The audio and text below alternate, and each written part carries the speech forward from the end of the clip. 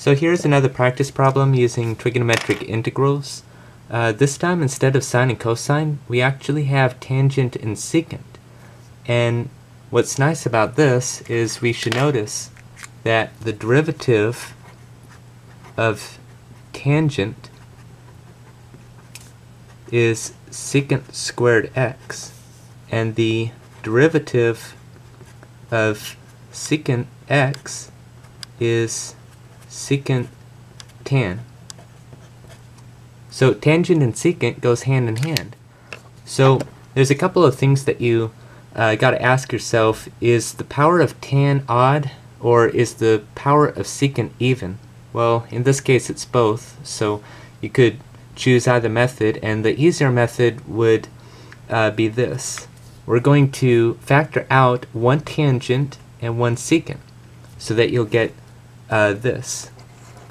So that is tan squared x secant to the 9th x. Now again, I factored out a tangent and I factored out a secant. I'm going to write it out right here.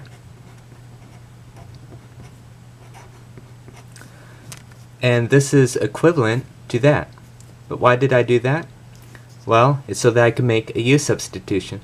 And you notice you can't really make a u substitution just like this, or you can't use integration by parts. So we're going to let u equal secant x. And if u equals secant x, then du equals secant x tangent x dx. So that takes care of that and that. But we still have this tan squared x right here. What do? We have to use an identity. And if you recall, the identity is tan squared x equals secant squared x minus 1. And we're going to substitute that in right there. So let's go ahead and make the substitution.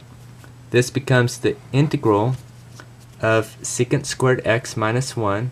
Well, secant x is u, so this is the quantity u squared minus 1 times secant to the 9th x, so that is u to the 9th, and then secant tan dx is du right there, and then it's just simple algebra right here of the integrand, so that becomes u to the 11th minus u to the 9th, because here we have u squared times u to the 9th, and in algebra we add the exponents, okay, and du right here.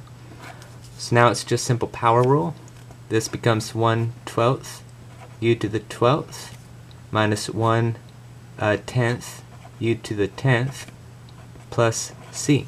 Now we substitute back in for terms of x because we started with terms of x, and this becomes 1/12